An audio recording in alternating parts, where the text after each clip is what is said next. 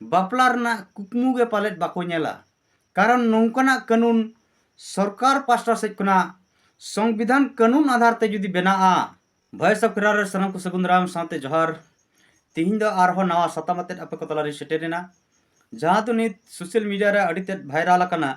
ओना भाइरल कान वीडियो चितान रे समाज लिगित मिदबार वार्ता आबो voice of Krar pasta says खना बन रोड़ा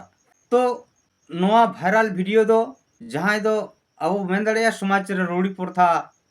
मेन कता नितो अड़ी गौरव रे मेना बना लोकसभा ना विधानसभा सबसे ऊंची ग्राम सभा ओकोय कदो को मेना बारन डाडम ते समाज दो तल तहना ओनाते नवा बारन डाडम बांचार कुरमुटु को रिकव कना मेनखान दुर्भाग्य रना कथा ना भाइरल वीडियो चितान रे नोंकना नित हबि अपडेट बाय नाम लेना से डांडम केट को से बारन केट को से नुकु जाय समाज सुसरिये आको के को पंडुयना ना पूरा पुष्टव सहित बांग ठोक लेना एनते रहो मेन गानोआ जहां को अब समाज रे नोंकना बड़ी प्रथा को उयहर कते बड़ी प्रथा को हम्बुट कते समाज सुसर सनाइट को ओना दो पालन संपूर्ण व्यर्थ रेगे हिजुक कना तो दिलांग बन ओना भाइरल वीडियो बन नेल लेगे इने तायम आपे को तला रे आरहो कथाñ समंगा सी होते होते एटा तो जोर जुलुम जोर मेनखान नोरना घटना जा नेलोक कना मिटांग तिरले जहां दबो नेले कना किसकु परिसान कुड़ी गिदर कनाय नुई कुड़ी हपन दो मिटी छतिक सला गाते सगई तहे कान ताया जहां दो नीत हबी जहां दो नीत उनी छतिक सला गे आया जीवन खंडाव रेना हो कुकमुई नेल कदा और ओनाते नुई तिरले आज आयु बाबा बड़ाय चौकट कना मेनखान नुई तिरले रन जहां आपात मिटी शिक्षक कनाय शिक्षक हुई कते उनी आज लेका उयहर से भावना कदाय जे नवा दो अड़ी बड़ी हुई कना समाज लगी ओनाते उनी तिरले बार बारे बारण का दियाय मानाव का दियाय मेनखान नोरना चेत जे कारण नवा दो बाय ठौको कना शेष मेस उनी तिरले वा कथा तला तेगे आयरन आयु बाबा किन रेपेना कना उनी छतिक सला बापला लगी मेनखान नवा जखय पासनावेन खान ओंडे महल रन संगठन को मेनदा महल रन हर गोंके को आयुरिया को ओंडे को सेटेरेना ओना बापला बंदोय रेना तो मेन कथा कना तीन नोय जे तिरले बिटे छतिक सला बापला रेबेन कना नोआ रे अडिगान हर दको मेनदा समाज बाय बड़ाया समाज लटोमी आय ओकोय दको मेनदा जे नौका अबरन हर जुदी छतिक सला को बापला एंडखान अब समाज दो लातार सेज गे चला तो अड़ी लिकान कुरुमुटु चला कना समाज तलारे मेनखान नोय नुई तिरले सला जहां महल रन आयुरिया से गोंके को सला जहां रोपड़ होयन दो अड़ी कजा अड़ी केडे नुकु महल को एंसारे एमाट को जवाबे एमाट को उनाते ठोकोय कना मिलिका पाले नुई तिरले चितान उनकना जहां रोड़ी प्रथा नुतुम ते डाडम चे बारन लिकना कमी होरा दो पालेन महल पास्टा से खना हो बाको कमी दाड़े का लेका आइकव कना कारण पुष्टो सहित दो नवा बाय ठौको कानते आबोन आय उमन दाड़ेया कना चेदा अब समाज रे नित अबर तिरले को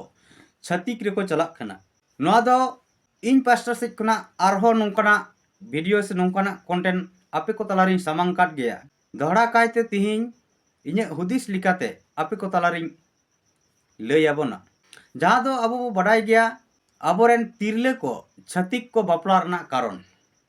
ना दो पालन सनाम भड़ बो उयहर दाड़ेया कान गया जहां दो अब आरन तिरले चितान मिटे लोभ से लालसा हिजुक कान तकोआ ओना दो चित उनी तिरले ना होय चाकरी कनाय नाय होय आया परिवार रे चाकरी कना को जहाना गे अबोरेन तिरले चितान मिटे संपद जाय छतिक आय नेलनाम दाड़ेया कनाय नुई तिरले सला इन बापला लेनखान इᱧ जीवन दो मार्शालवा मेनते उनी उयहर दाड़ेया कना उनकान को तिरले गे पालन अब समाज खना को बापला देत को छतिक को मेनखान संगे होर नाबुन उयहरेआ जे बारन डाडम लेखान गे पालन दो नुकना बापला बिहे दो बंदो गया तो नित बो नेल दाड़े कना सोशल मीडिया तलाते आयमा लेकाना घटना को बन नेलआ से नवा छत्तीक सला बपला हो दिन के अब समाज कना लेताड़ाकान रगे मेना मेनखान चेदा ना गहिर ते पालन आवरन अयुरिया को और समाज रन हर को पालन बाबो बिचार कना चेद तिही मिट्टी मनमिया के बन मेन दाड़ेया ना भारत वर्ष रे बासेट खाय उनी भारत रेन मिट्टी नागरिक कना उनिया फंडामेंटल राइट्स मेना तया मौलिक अधिकार मेना तया ना मौलिक अधिकार दो चीज तीन नवा बापला कथा के बन रोड लगे जहाँ दो मिट्टी हर जहाँ जात सला गई बापला बिह दाड़ेया उना सला तेदो सरकार पास्टा सिट खुना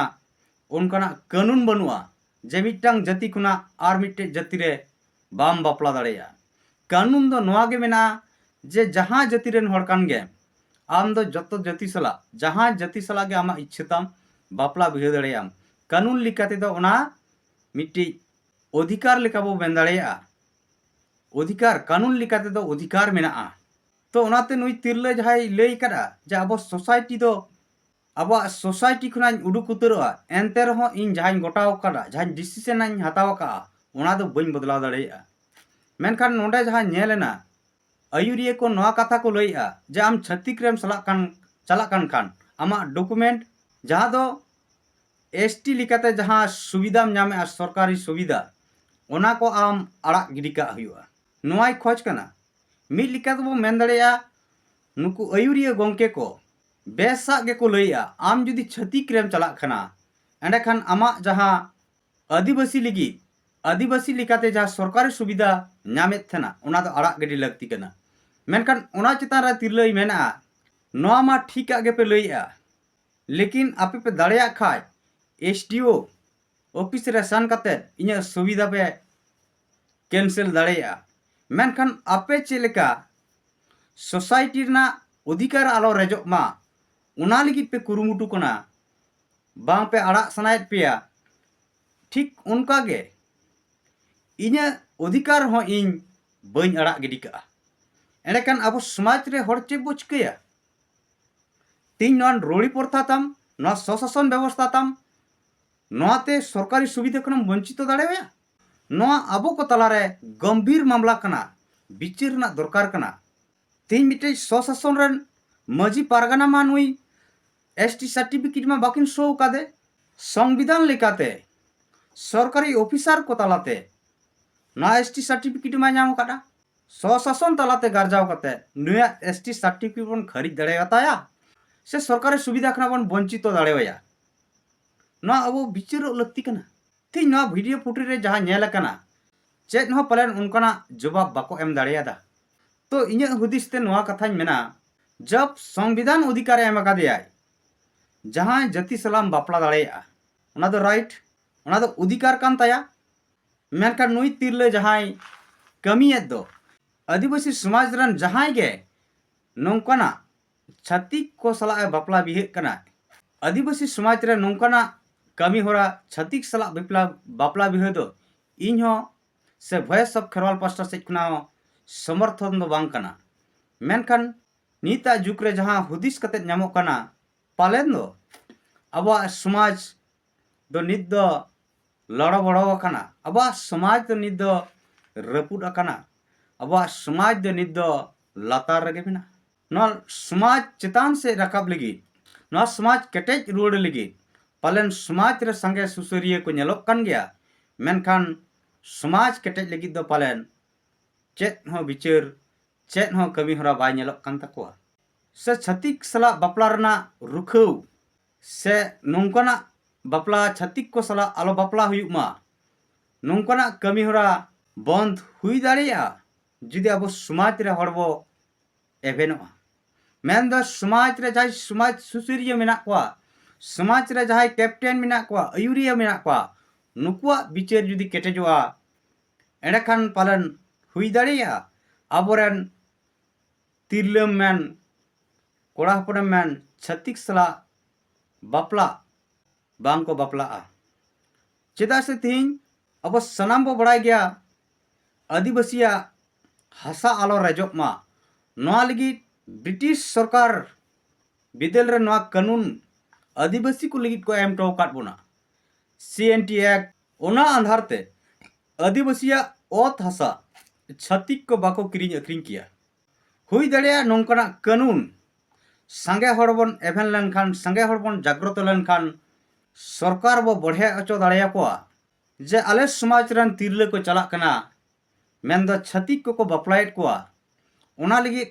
आले समाज को दो बाधा दो बनुआ आले समाज को दो बाधा दो बनुआ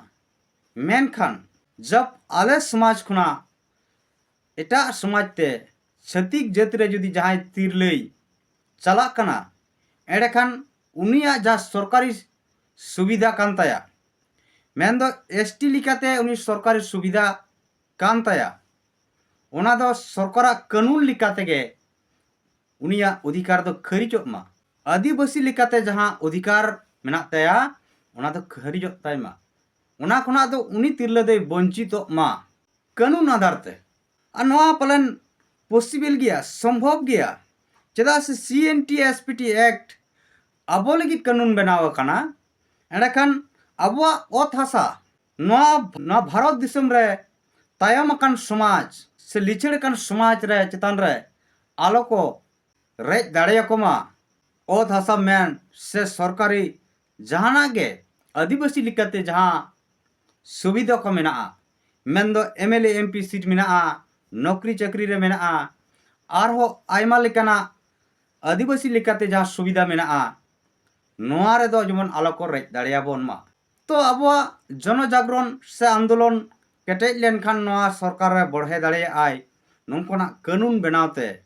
आर ओना कानून बो बनाव चो लेखान अब समाज खन एटा समाज ते आबोरेन मई बाबू तको बाको बापला बिहा छत्तीक को आबोरेन तिरले चितान बापला रना कुकमु गे पालेट बाको नेला कारण नोंकना कानून सरकार पास्टा से खुना संविधान कानून आधार ते जुदी बनाव अचो दाड़े को बन सरकार एंडेखान उनी छत्तीक ओनाय पुष्ट से ये बड़ाई दाड़ेया जे आदिवासी तिरले बापला कते चेक हो इने लाभ बाय हुआ बेकार गया कारण नवा स्पष्ट बो नेल दाड़ेया कना नवा छुबी रे नवा घटना इदी कते जहां दो नुई तिरले नुनु बाय चरका जहां दो बिटा छत्तीक कोड़ा नुई तिरले चॉइस दाड़ेवाया चॉइस कादिया ओकाठे नुया संपत रे नुया ST सर्टिफिकेट रे ST लिकाते जहां सरकारी सुविधा मेना ओना चितान रे आया चॉइस मेना ताया तो नोंकना कानून जुदी संविधान आधार ते सरकार बन बनाव चो दाड़ेया को आना पॉसिबल समाज रन हर जुदी बन जागरूकता दाड़ेया चेदा से ओना लिका आरोन मेना जे नित हाईकोर्ट और सुप्रीम कोर्ट पास्टा से खुना नोंकना जजमेंट हेजना जहां तो धर्म में बदलाय उनी संरक्षण खन वंचित चेदा उनको तायम अकान हर को तायम अकान समाज चेतान जाते आलो को छेड़छाड़ कुमा आलो को लिछेड़ कान समाज चितान रे जा सरकारी सुविधा मेना नवा एटा छाती से एटा समाज रन हर को आलो को रेज दाड़ेया कुमा ओना लगी नोंकना जजमेंट हाईकोर्ट और सुप्रीम कोर्ट किन अगू किया चेदा से मिटांग आदिवासी जुदी ख्रिस्टान धर्म रे चला कना तो एंडेखान दो उनी दो ख्रिस्टान धर्म लिकाते मिट लिका माइनॉरिटी हुई दाड़ेया और नोते शेड्यूल ट्राइब ना सर्टिफिकेट जुदी तेना एंडेखान नवा आदिवासिया संरक्षण हो जम दाड़ेया ओना मेनते उनी ख्रिस्टान अकान हड़ दो आदिवासी समाज बांचा मा आदिवासी जाति को बांचा मा आदिवासिया धर्म से परंपरा बंगा बुरु रईरीत एमाना जुग जुग जियर तहन मा ओना लगी तो उनको ख्रिस्टान अकान आदिवासी दो बाको चिंता भावना से बाको कबिया मिट लिका दो सुविधा जम लगित गे आदिवासी गताक रको तहना और एटा समाज रना हारा बुरु लगित आकवा कमी से गड़ो नेल ᱧᱟᱢᱚᱜᱼᱟ ओना मेनते नोंकना जजमेंट हेजना जुदी धर्म एम कुसियात खाय voice of Kharwal YouTube channel रे दिन के नोंकना कंटेंट नोंकना वीडियो नाम लगी ते आपे जुदी पे आसोक कना से रस्क तेतांग सरसा कना एंडे खान नोआ चैनल गड़ो सहल लगी कौडी गड़ो पे एम गड़ो दाड़ेया नेलोक कान स्क्रीन रे पावरपुट तलाते धर्म रे चला में कारण संविधान आधार ते आमा जहां धर्म गे मनाव रना आमा राइट मिना तमा अधिकार मिना तमा मेनखान आमा जहां संरक्षण उना दो बाम नामा चेदा से उना समाज दो आम मिद लिकाम बगियादा तो गते को तिहिना साताम चितान रे नोय नोंका आपे को तलारे बिचारिन समांग के आ जे तिहिन दिन गे मेन गानोआ अब समाज रे छत्तीस साला बापला बिहे हुई कना मेनखान ओकारे दो अड़ी धूमधाम को कोराआ आर ओकारे दो को बेरोतिदा माने बाको हुई चोआ कना अड़ी लिकना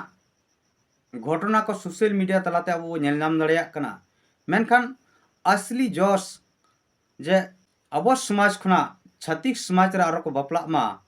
उना लगी दो पालन इnye हुदिस ते केटेज सही कानून आधार ते नवा बना मा जाते अब समाज खुना एटा समाज रे जाना लोभ लालच कारण ते दो आलो को बापला दाड़ेया मा जुदी नवा कना घटना जहाँ तो छत्तीस साला बापला कानून आधार ते जुदी बना जे छत्तीस साला बापला लेन खान उनिया आदिवासी लिकाते जहाँ सुविधा ताई सरकारी सुविधा नवा दो वंचित पालन बंद गया और जुदी बांगे बंद एंडे खान दो बेन दाड़ेया जहाँ छत्तीक आदिवासी साला बापला कना उना दो मेन दाड़ेया सच्चा दुलड़ से सरिया दुलड़ कारण तेगे नौकाना जुरी जता दो पालन नवा दो हुईना उना रेमा समाज लेकाते बाबन टेका दाड़ेया संविधान कानून आधार ते बांग टेका चेदा से कानून आधार तेमा अपनार खुशीते जहाँ जाति जहाँ समाज रे बापला दाड़ेया उना मा आया अधिकार कान ताया मा एंडे खान बया आर मिसी को नवा गे आपे को तलारे नवा भाइरल वीडियो चेतान थोड़ा गान इnye हुदिस ते आपे सनाम को तलारे लई पसनाव किया और आपे ना मुच्चेद हबीट आंजम लगी इन पास्टर से अड़ी अड़ी